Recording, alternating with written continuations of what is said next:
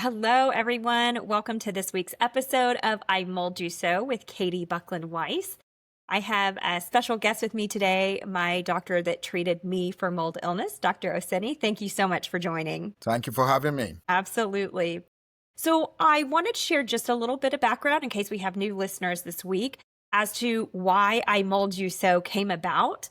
And it really is an account of my personal story of mold illness, where in the fall of 2023, I was a 42-year-old fit, sound-minded woman. And slowly these symptoms started to come on. Most notably, I had very peculiar kind of constant pain on the left side of my body that then moved to the left leg, to the left arm. I started having double vision. I started having trouble with word recall. I was urinating up to 60 times a day, and it just progressed Yes. day over day, week over week. And at the height of this, I was actually dragging my left leg and my left arm was retracted.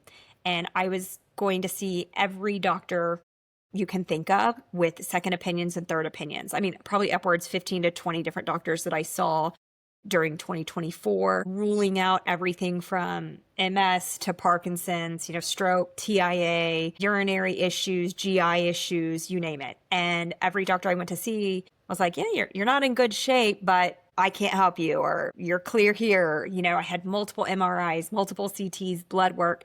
Nothing was coming together. There were some things that we were seeing on the blood work. My thyroid was a little off. My D-dimer continued to be high. Come to find out through testing, my blood was clotting. So I had all of these symptoms. Yes. No answers, no help. And I'm married to a family medicine physician too. And, somebody advocating for me, trying to put the pieces together. But I was slowly deteriorating. I ended up on long-term disability. I was bedridden. I was laying on the floor next to a space heater because I couldn't regulate my body temperature.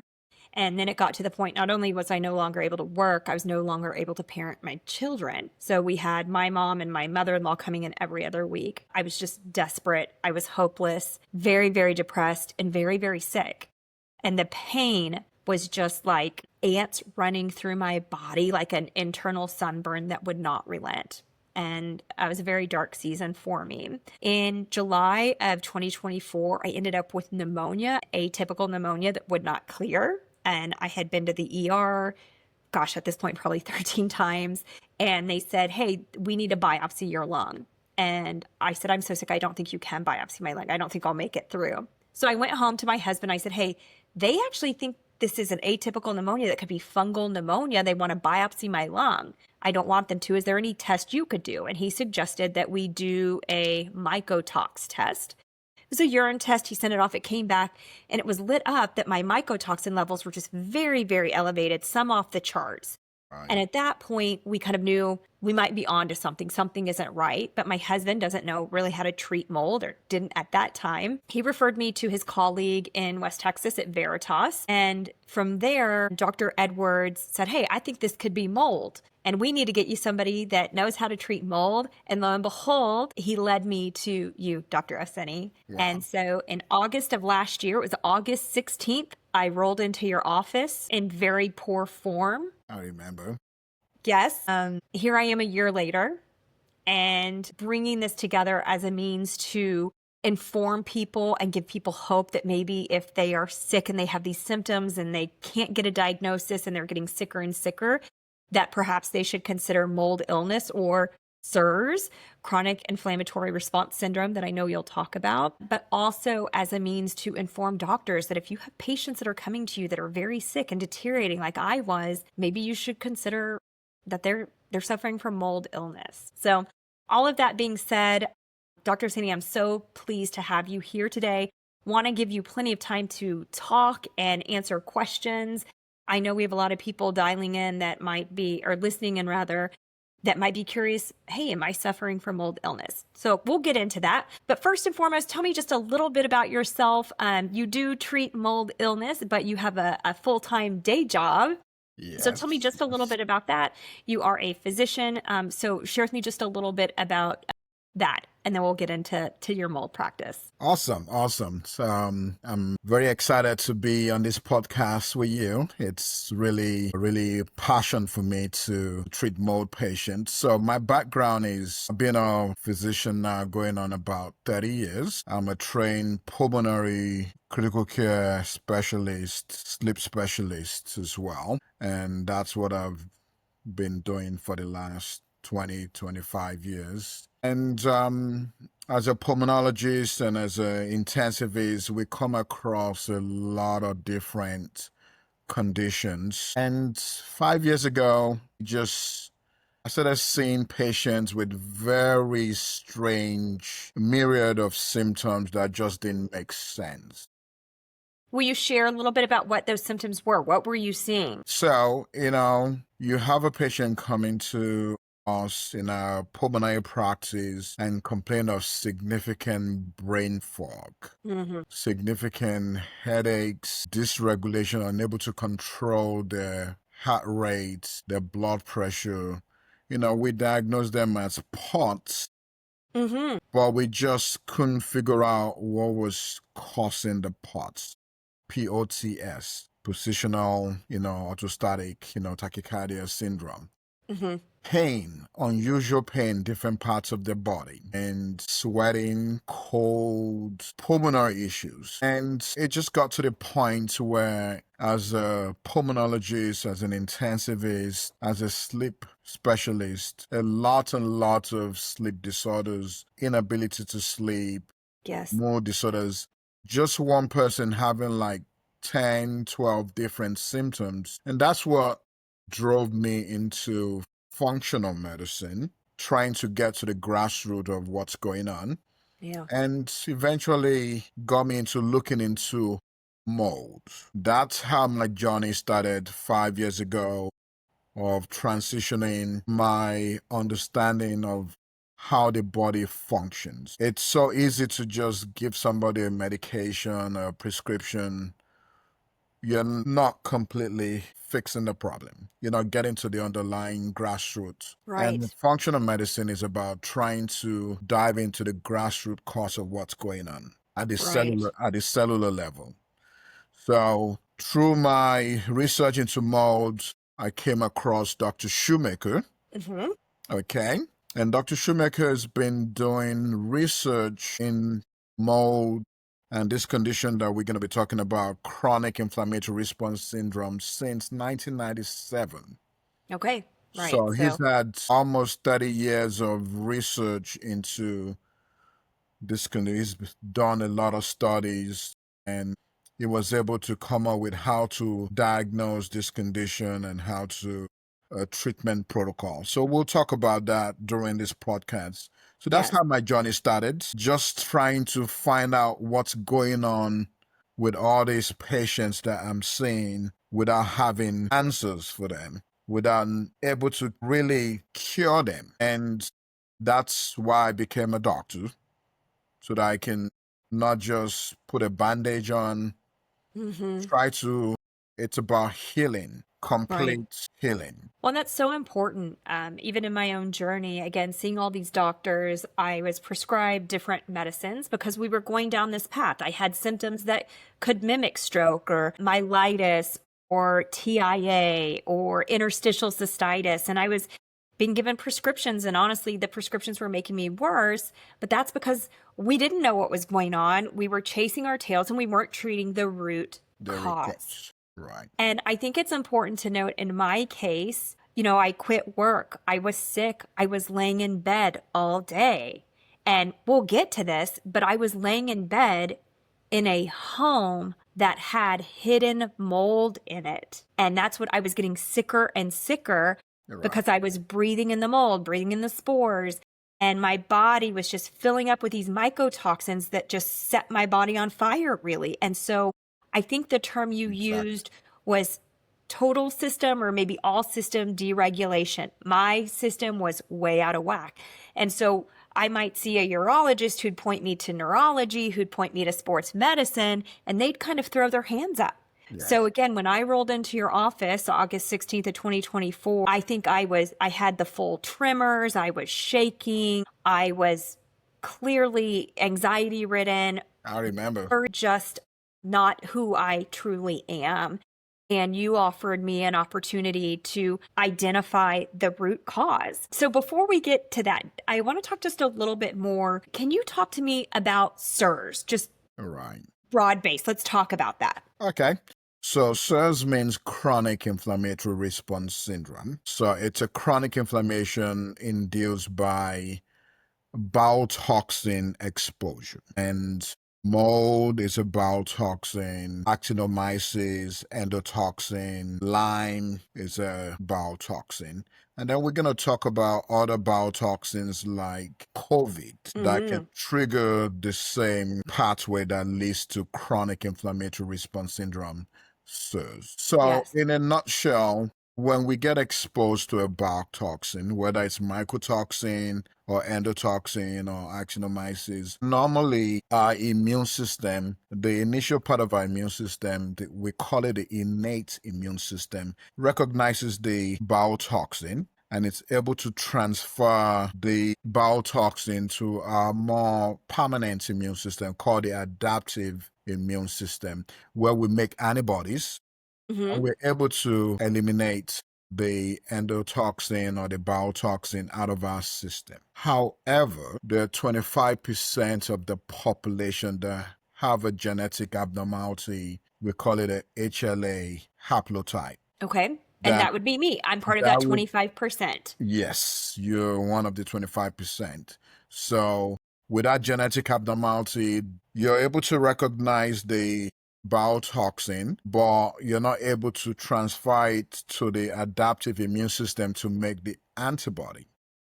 So the bowel toxin is stuck in the initial phase of the immune system. We call it the innate immune system. So that compound of the bowel toxin and the innate immune system is just stuck. It can't be transferred to where they can get rid of it. And that bowel toxin just circulates in our whole body. 10 I years, can 20 like feel years, it now 30 thinking back. I feel it circulating in my Correct. body. Okay. Circulating in your body, escaping all means for the body to eliminate it. And it drives what we call a cytokine storm.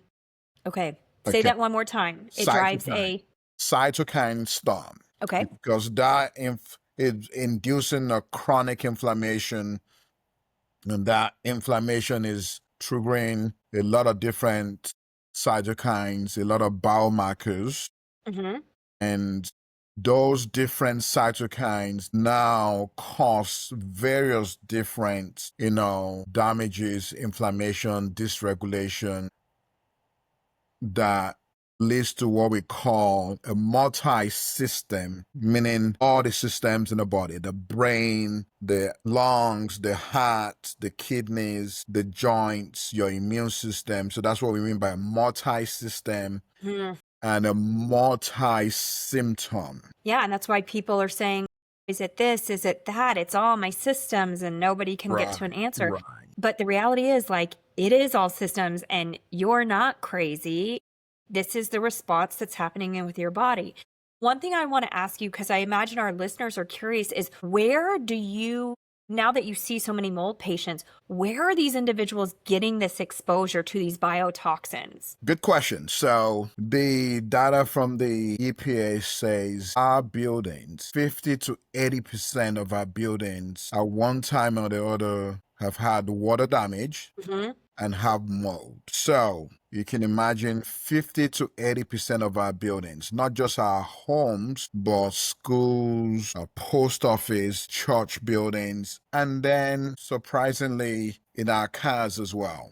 Yes, I We have remember you saying that. mold in our cars. So everywhere, there's pretty much mold everywhere.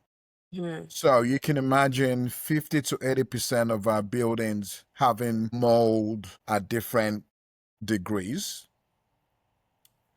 25% of our population having a genetic abnormality. And then since COVID triggers the same pathway that drives the chronic inflammatory response syndrome. So it's like a tsunami of different things. So that's why the last 5 years we've been seeing much more chronic inflammatory response syndrome. And that's what drove me to trying to learn when I was seeing all these patients coming in with different symptoms that just did not add up. They're complaining of headache, brain fog, joint pain, GI issues, and that's what led me to this journey into being a mold specialist. So let me ask you, in my case, so my symptoms really took hold of me in November of 2023. That's when that pain set in that I was like, this is unlike anything else. It wouldn't relent. I would take morphine at the ER and I'm like, when is the morphine going to work? And it wouldn't. Nothing touched this. But hearing you talk about COVID and potentially being a trigger for this. Right. I had COVID in August of 2023. And now that I look back, just 3 weeks after I had COVID, my left arm was tingling a little bit. And I went to the cardiologist. They checked me out. They're like, you're fine. Then in October, my vision started really failing me. And I'm like, oh, well, I am 42. This happens. And then in November, a tsunami just hit me. So it's interesting to note the correlation between COVID and what you're seeing in your clinic with patients and these symptoms. The same would hold true for my husband. Come to find out that he is also suffering from SIRS. He had COVID in October of 2021, and 3 weeks later, we had him in the back of an ambulance with these crazy symptoms. Yes. So, can you tell me one of your most severe cases of mold, a patient that's walked in your door? Let us know this person. What did you see, and where are they now in their journey? So we've seen quite a number of different patients with mold, different intensity, different severities. We've seen patients that have a diagnosis of ALS that came in with wheelchair. Oh, my word. Okay. That's what chronic inflammation and brain damage from mold can cause. So they were diagnosed, they had ALS. ALS. Okay. Well, I'm so happy you're been championing this cause, because when the damages are completely done, you can reverse the permanent damages. So it's better to catch it early. Yes. And get the treatment early, get a bowel toxin out of the before, because chronic inflammation, damages from mold and other bowel toxin can definitely lead to ALS, Parkinson's, dementia. Yes. Right. So when you... And I feel like I was on a track to that. The symptoms I was having, and the doctors kept ruling that out. Like, you're not there yet, but I don't understand what's going on the left side of your body and you're dragging your foot. Right. So this is important. And one thing I want to note for our listeners is we are going to talk about how to diagnose and how to treat this. Right. When we get into the back half of the hour here. But how did this individual land in your office? They were just hopeless at this point and looking for something? They progressively getting worse. And they did what you did. They're just looking for answers. And they did a urine mycotoxin test. And it showed that. And then one thing led to the other. And they ended up in my practice. At Alpha Care Wellness. At Alpha Care Wellness Center. And we started the journey with them. And yes, we got some of the symptoms better. But like I said, when the damages are permanent, right, it's those damages more or less difficult to reverse. You can get some of them better. So it's better to, and we're going to talk about that later on in the podcast, when we're having multiple symptoms that just don't add up, we have to think about mold, bowel toxin. Right. What role is it? Sooner than later. Yes. And that is the goal of why I started this podcast, why I started my website is, look, I was sick. again, darkest season of my life, but I was so determined because I had kids to live for, I have, a lot I want to accomplish. So yes, I'm laying on my floor next to my space heater crying, in a moo because I couldn't wear any clothes. I couldn't wear anything that touched my body. My nerves were just so fired up. I couldn't have anything. I remember that. But I wish I would have had a resource like this. So maybe instead of spending 11 months suffering, until I met you, that people might only have 3 months of suffering and ask the question of their doctor, could this be mold or should I take a mycotox test so we can get them to the right place and start recovery sooner so that that permanent damage isn't done. Now, one thing I do want to just encourage you to talk about at some point is the neuroquant MRI that I did that showed what it did to my brain. But before we get there, I'm thinking about our listeners. What is kind of the first, if they're curious, maybe I'm suffering from mold, what is the first thing that they should do? So, the first thing is to have that high index of suspicion. Once they have those multiple symptoms, they're lingering on for 1 month, 2 months, and they've been to the doctor, they've done the basic tests, and they're still not getting any better. Instead, they're getting worse. They need to think about mold. Okay? They need to check in their house or wherever they spend a lot of time. Is there any mold in the house? And mold may be caused from a water leak. And I think it's important to talk about this. Right. I was in a new build home, a new construction home. We had a water leak in May of 2021. I forgot about that. I'm sick. It's 2023. But when we had people come in to look for mold for our home, they said, have you had a water leak? And I thought, yes, we did, but it was 2 years ago. We're a new build home. Okay. So yes, so it doesn't matter how far back the water leak or the mold exposure, especially when we have the genetic abnormality. We've seen clients that had the exposure 25 years ago, and they've been suffering and suffering because once you cannot get rid of the biotoxin in your body because of the genetic abnormality, you're pretty much dealing with that chronic inflammation from the mycotoxin for those years. It stays in your body until you get it out. And you're just wreaking havoc. progressively wreaking havoc. So yes, the high index of suspicion is number one. Okay. To, look back and say, have you had a exposure to mold, or do you currently have mold in the house or in the school or in the church, wherever you're spending most of your time? And that could be overwhelming though, Dr. Oseni. I mean, yes, really. Yes. My gosh, where do I look for mold? Do I start ripping out walls, or maybe I try an at-home mold test, or we could talk about the ERMI test. So I'm really trying to come at this from a point of someone who thinks, high suspicion. Okay, you tell me check for mold in my home. How do I really do that? I understand you're not a environmental mold specialist for homes or buildings, but what might you recommend to kind of try to find that mold? Is it a home test? Is it the ERMI? Talk to me about that. So yeah, those are fortunately things have been simplified now with where you can just do a swab without having to break the whole, it's just a dust test, the me and the HETSME test, and I'm sure you're gonna indicate the website where they can get that done, and that will show there's mold everywhere. Right. It's just gonna be what's the level of mold in the house. Right.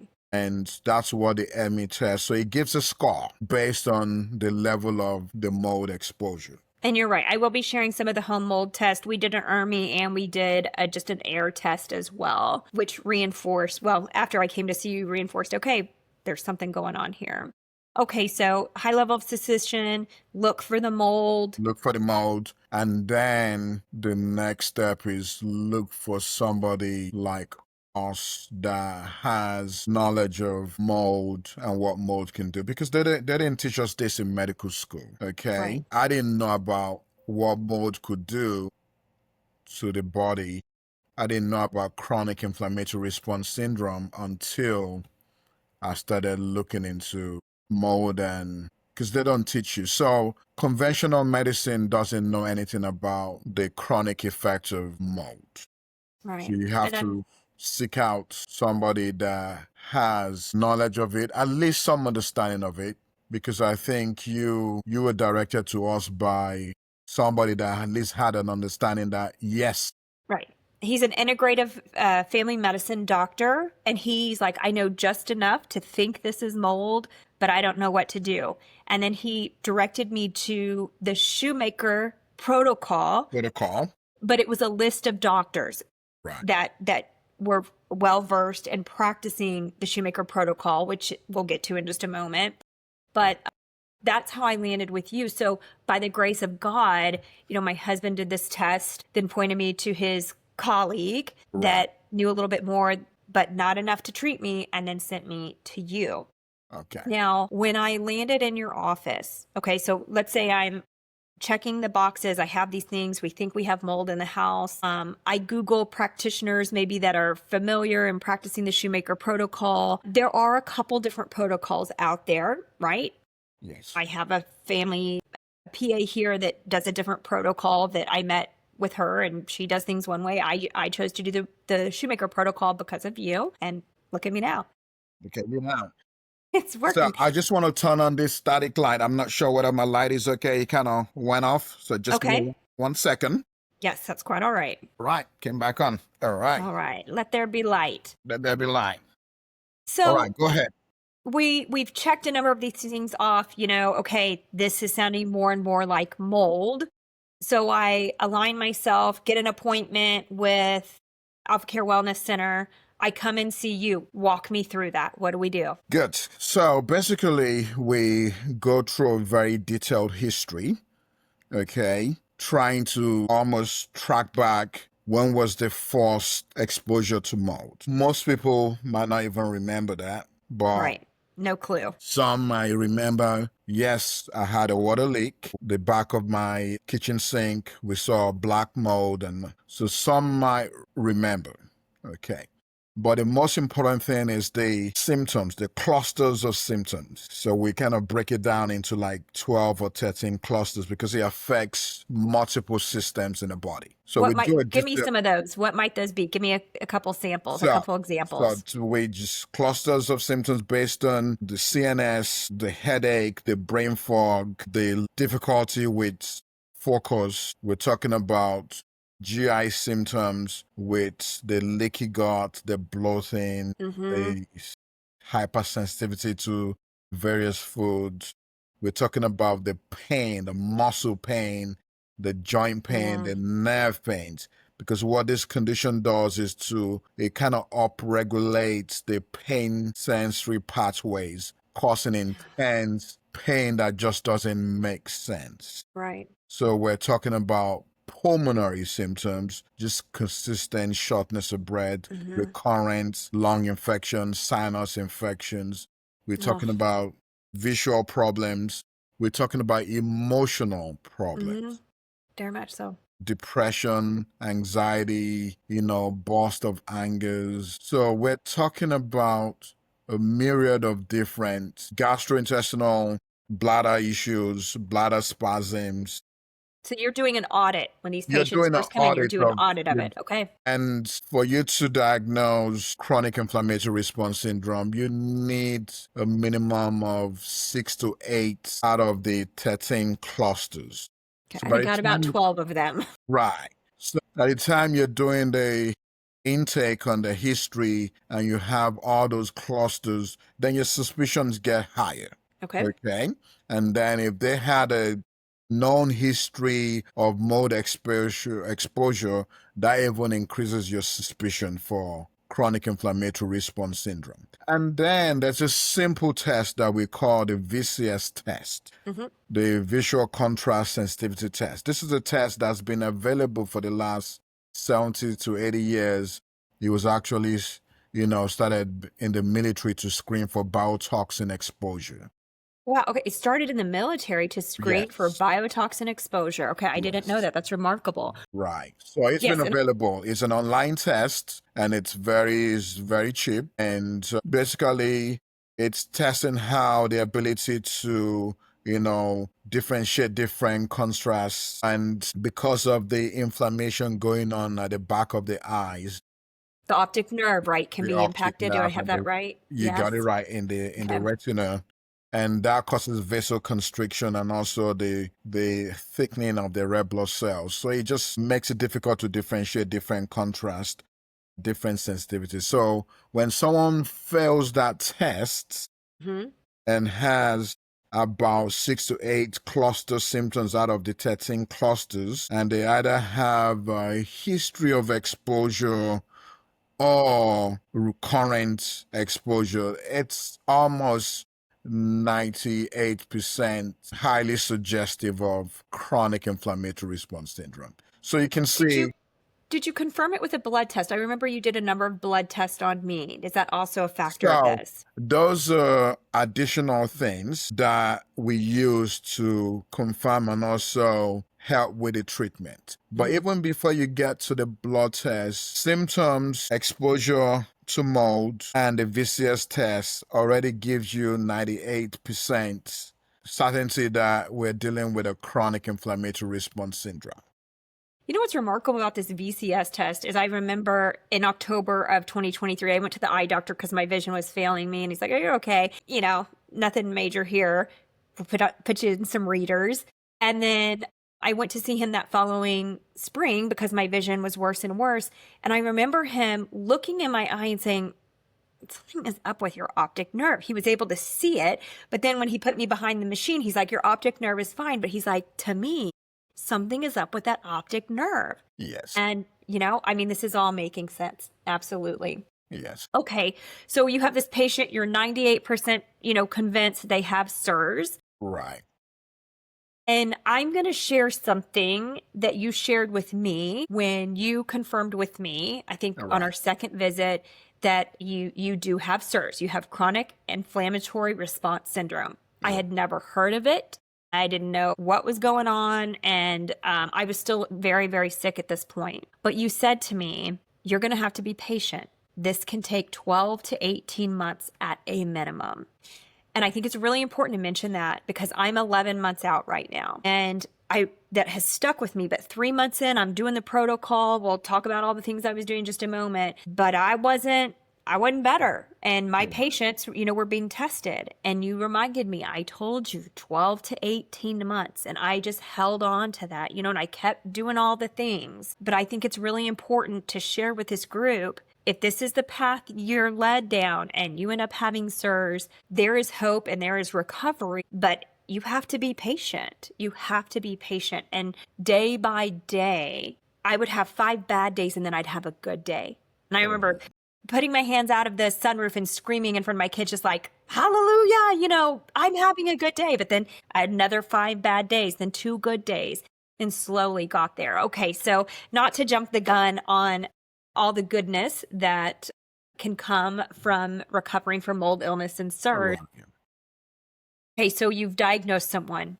What's the next step? So, obviously, we've done the laboratory studies. We're checking for that genetic abnormality to see if that individual is part of the 25% of the population that has the genetic abnormality there, where they can't not. Once you have that genetic abnormality and you have all those symptoms and you failed your VCS test, you're like 100% classic. It can't be anything else. It's chronic inflammatory response syndrome.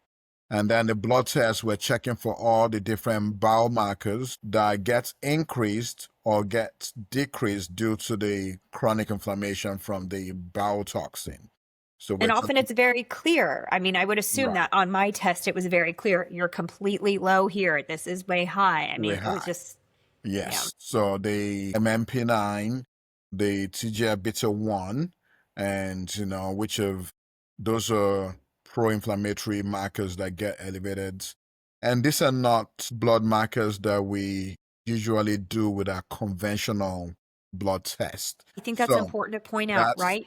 that's why a lot of patients have seen 15, 20 doctors, been to Mayo Hospital, they've been everywhere because they won't test for these biomarkers. Right. So these are So additional, deeper this uh testing. this a different kind of testing because we're Right. testing that innate immune system that's just pouring out these biomarkers.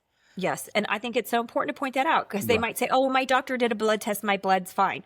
No, we have to dig in deeper. We're looking for these other biomarkers. The And I other remember biomarker. taking that requisition sheet to the lab and they're like, well, we haven't done these tests or, these tests or we don't do these very often. Right. But they're very, very telling and in the confirmation of SIRS, it sounds like in the treatment protocol. Right.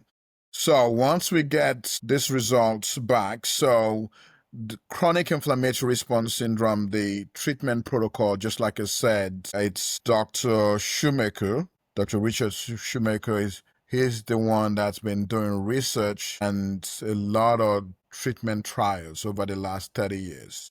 And he was able to come up with the treatment protocol. So I'm one of the Shoemaker certified practitioners in the country or even in the whole world. And there's That's not a whole lot of y'all. You're right. tough to, well, you're not tough to find, but I feel very fortunate. I'm based in Texas and you were in Right. Weatherford. You were, a quick flight away from me. So he personally mentored and tutored and trained, and I got certified in his treatment protocol. So it's a 12-step protocol.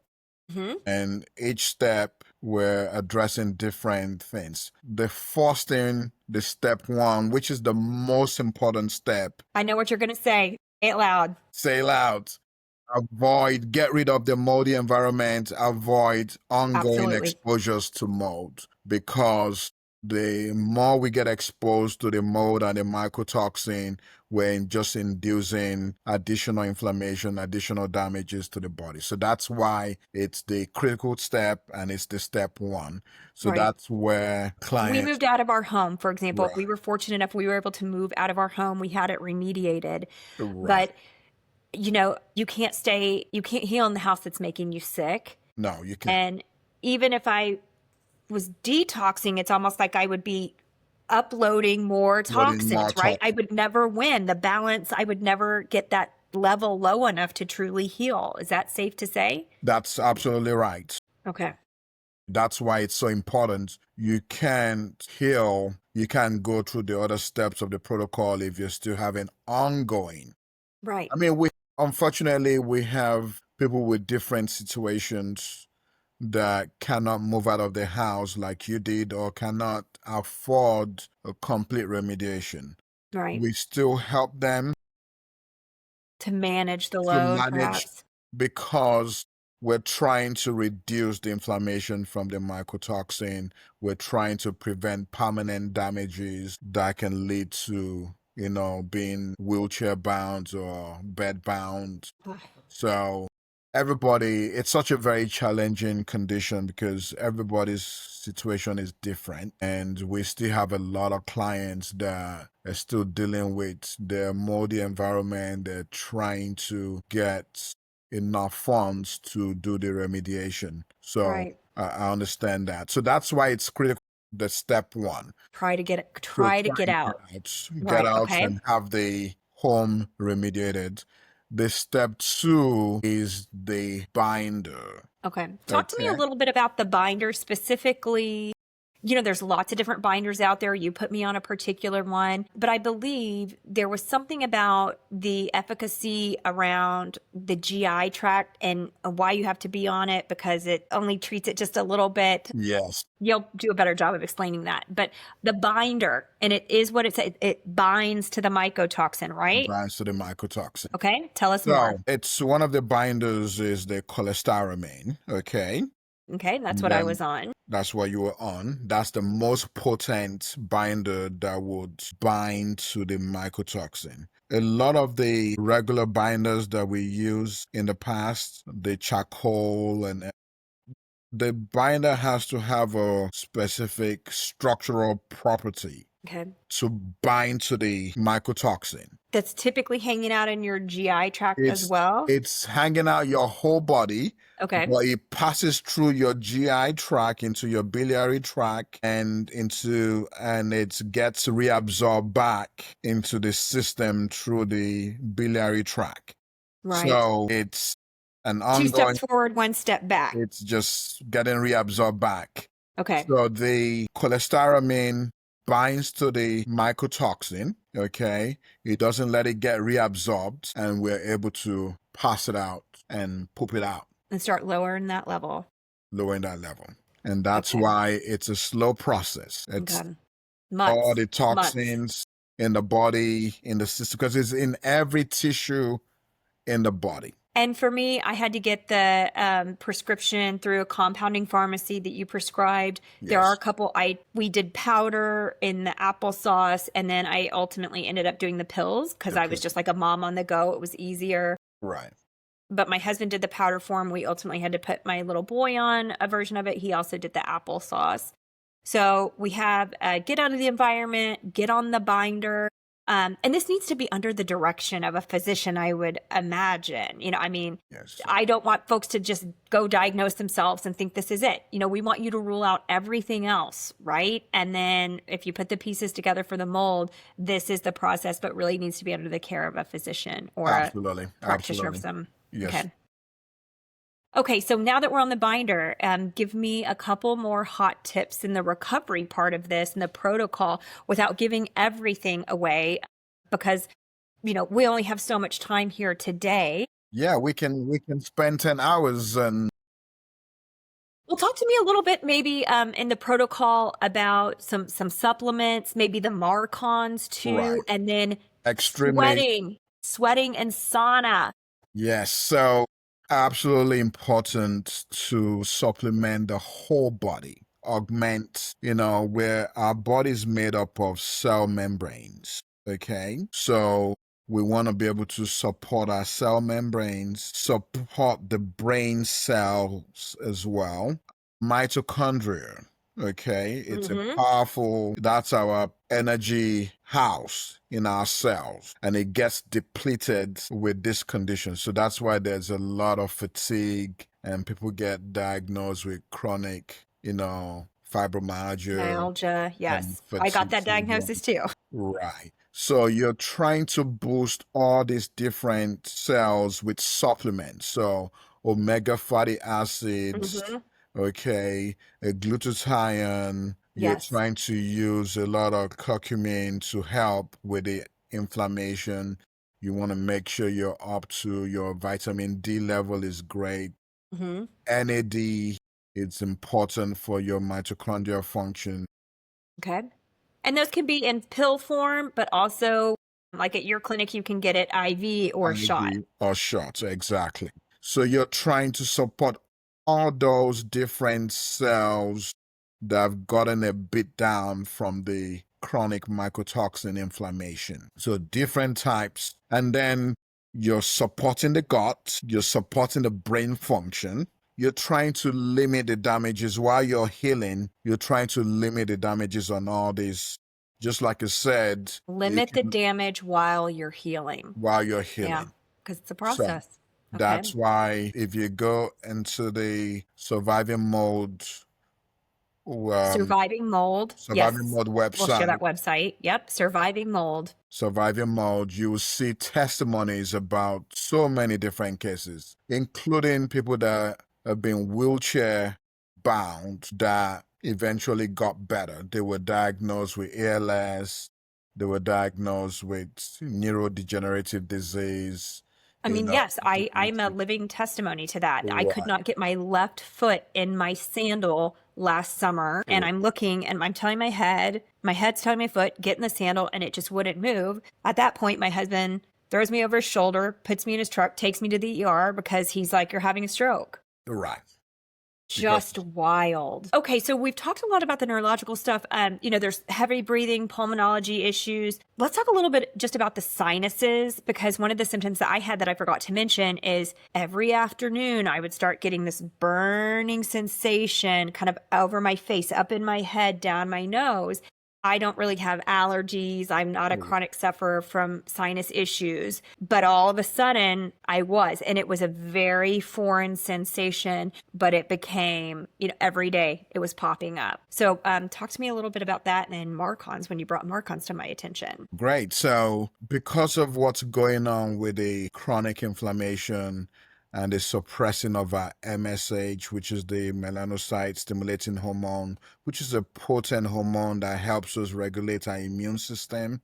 MSH. And Okay. it's because of that level being so low, it makes us susceptible to have MACONs in our nasal passage. MACONs means multiple antibiotic resistant coagulase negative staph infection. Okay. Well said. It's not MRSA, it's a Right. different kind of staph infection. And difficult to treat, It's difficult to difficult get to rid of. treat. It's difficult to treat. So it's sitting deep into our nasal passage. Mhm. Number one, it's causing local side effects in the nasal sinus cavity. And then by itself, it's releasing its own toxins.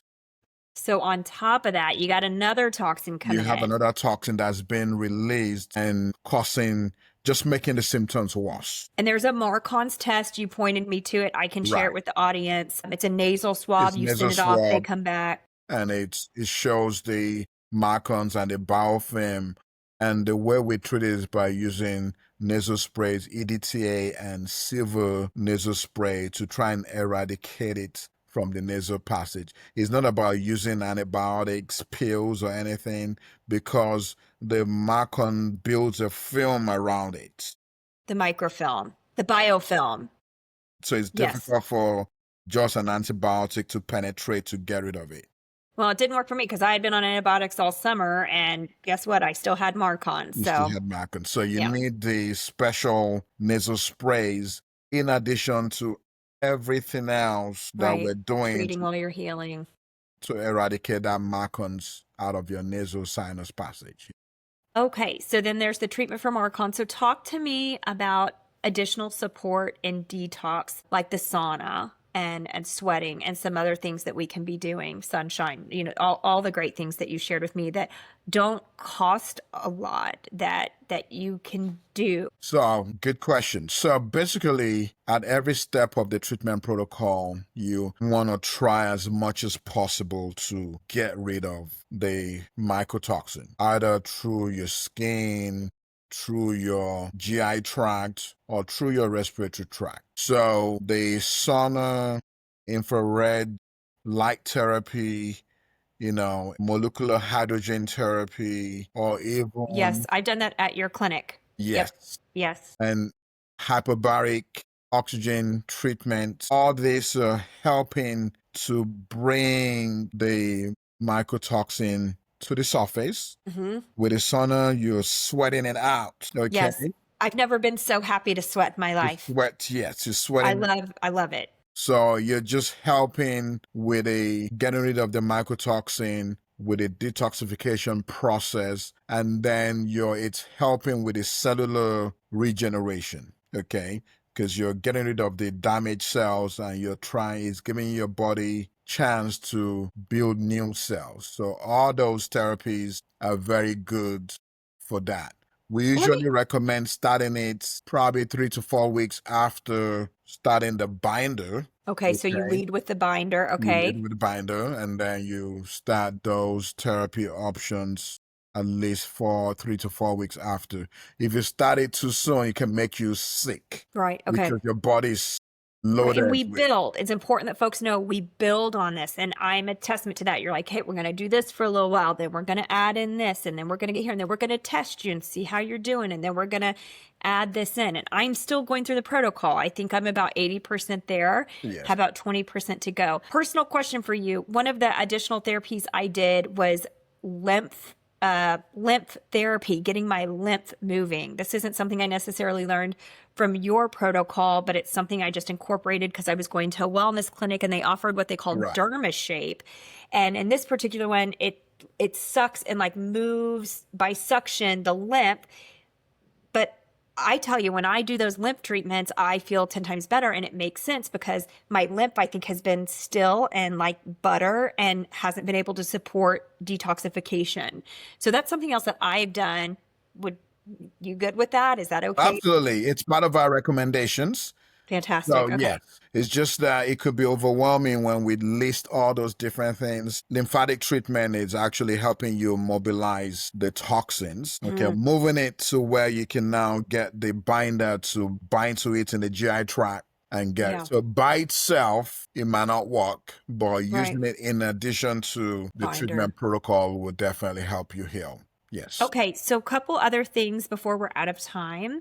As we talked about, we'll add things in and then we test. So we might test with a VCS test and then we're going to test Marcon, see how you're doing. Treat, treat, treat, test, test, treat, treat, treat. And then also you're looking at the symptoms. And when I came to see you a few weeks ago, yeah, I wish I had a before and after picture from when I saw you last year to when Right. I saw you a couple weeks ago. I mean, I was a real head case when I came into your office. I was scared, anxiety ridden, pain, and ping probably 8 times during the visit. So there is hope. You just have to trust the process. Now, I'm about to embark on kind of the final step, which is VIP, Yeah. which you've talked about some.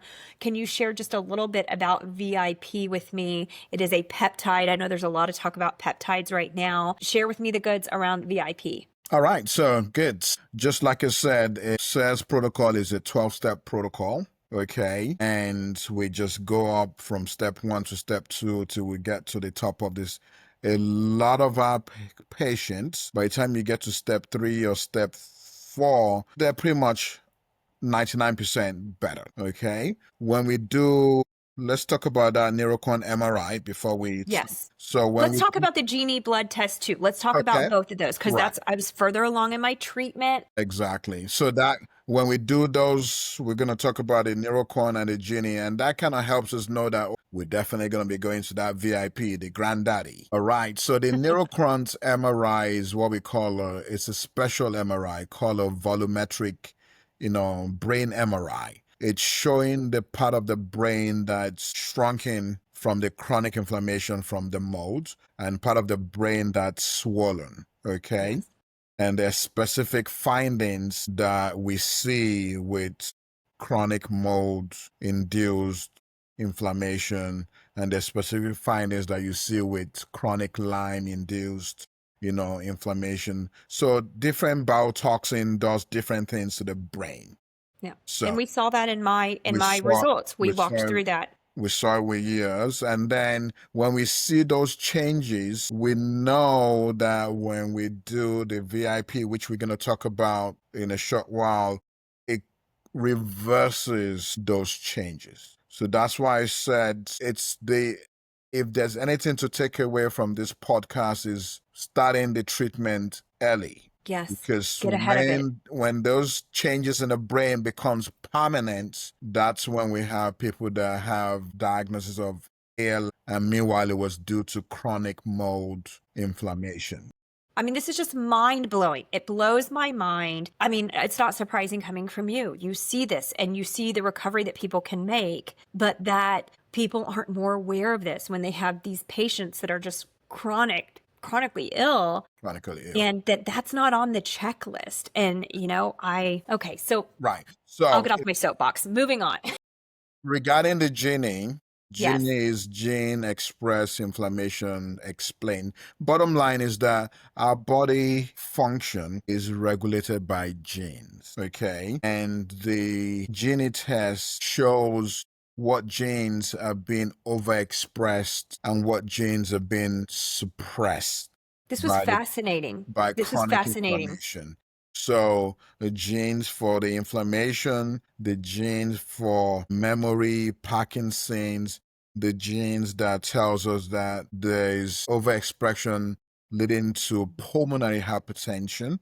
These genes are overexpressed due to the chronic inflammation and dysregulation.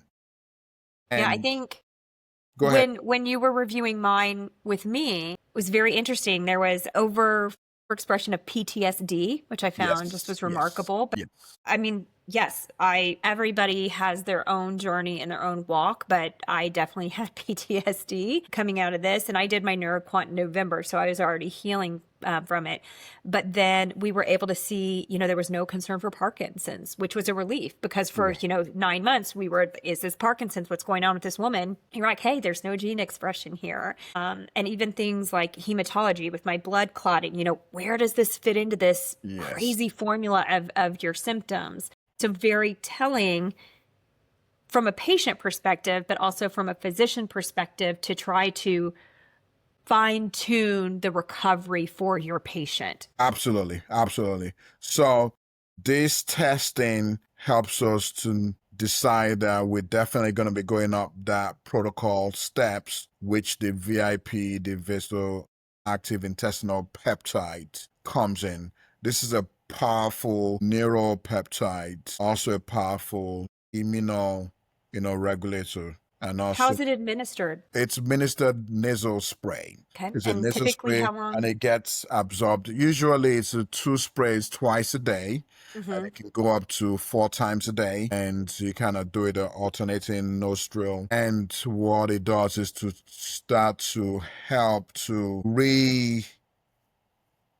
redefine those damages and try to heal those brain damages, those areas that the body's gotten destroyed from the chronic mold inflammation. So that's what the VIP is all about. And you have to have passed the VCS test and clear the markings before the VIP will work. So that's why it's one of the last steps of the treatment protocol. Right. The progress. You can't just do one before the other or it's not going to work, It's not which good. reinforces patience 12 to 18 months. Yes. This isn't going to happen overnight, but Yes. it can happen. Okay. So if you could have two takeaways, two sound bites, two hot takes that we take from this and share, what would you tell to folks or what would you say to folks that might come across this and think, hey, this could be me. This could be me. What are the two things you'd say to them? So I want people to understand that children are struggling with this as well. Okay. Right. I can attest to that. Yes. When we have a child that's been like a perfect child, and then all of a sudden they start to throw tantrums, have behavioral abnormalities, a student, and then all of a sudden struggling in school and failing, they get labeled as ADHD, attention deficits, and a lot of times the take-home message is that 50% of those situations are due to chronic mold inflammation. Yes. That you don't even know. It's like in your That you don't home and know. your child They flips and just then, okay, they wow. get, And we experienced that in our family. Our dear boy, easy breezy kid, ended up with COVID in January of 2022. And 3 weeks later, we didn't notice necessarily ADHD, but more just irritability and some just like just these tantrums that were so foreign for us with him. And through work with you, of course, so figured out, he was it's also called, suffering. it triggers what we call PANS, Pediatric Acute Neuropsychiatric Syndrome. And just all of a sudden, their behavior change. Take home message is that it can happen to children of any age. Okay. And when you treat them, they completely turn around. But they're treated different, right? I mean, yes. The good thing is that children are more resilient and Yes. they can just, their symptoms are not always as multiple as adults. And when you treat children, they get better faster. Okay. One question I have based on that, and then I'll let you get to your second hot take. Right. Do you see more mold illness in women than men, or it's about the same?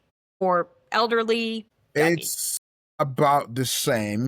Okay. But you understand, women would seek help more often than men. Men, we tend to, hold it and not seek help until it's late. Yes. But And truth be told, that was true in our house. My husband Right. had been suffering from SIRS for 2 years before I got sick. We didn't know it was SIRS. We thought it was long COVID, and he was fighting through it. He had to quit jujitsu. He couldn't get through patient visits. He was short of breath. He was fainting, all these things, but he was just trucking through. Right. I'm not trucking through. I'm knocking on the doctor's door, researching, testing. That's what we've seen. Okay. That's what we've seen. All right. So guys, get asking those questions. That's right. That's right. So I think the summary of it all, the take-home message is that there's hope. I don't want people listening to this podcast to feel like there's no hope for them. You're a testament to that. It's a slow process, sooner the better. It's a condition that's very prevalent now because of all the multiple factors our homes, the way our homes are built now compared to 50 years ago, because of the way the building codes and the way the buildings are not ventilated. They try to be, energy efficient. So the homes now compared to 50 years ago, there's much more mold in our homes now. Yeah. Okay. And then because of the COVID pandemic, so it's like multiple things causing chronic inflammatory response syndrome much more prevalent now compared to, you know, 20, 50 years ago. But there's hope. There is. There's hope. Yes, there's And hope. that's the take home message that I would like to, relay to your listeners, that once you get on the right track, there is a turnaround just like you. And they just have to have the faith in the process, live in the process, and be patient. Yeah. Well, thank you so much, Dr. Oseni. Again, I I just want people to know that if you are there rock bottom, in talking about this, I'm having a little bit of PTSD, just revisiting my symptoms and those days on the floor or running to the potty 60 times because I just Right. can't quit peeing, all of these things. And just being, I kept saying there's like a ghost in my body. There's something going on. And I didn't get answers from my doctors. I got answers because I kept my foot on the gas and, Right. I was hell bent on getting better. And I did. And I am. So thank you so much. I will be You're sharing welcome. links and highlights for all of the things that you suggested and look forward to my continued healing journey with you. I don't think this is the last time we'll probably see you here. That's But thank you so much for all of the time, attention, and healing that you've provided for me and hopefully for these listeners today. absolutely. And thank you for what you're doing. You're being a champion. You're helping a lot of people. So I'm very proud of you. Well, thanks, Awesome job. Dr. Asani. You're Thank you so welcome. much. You're welcome. Thank you.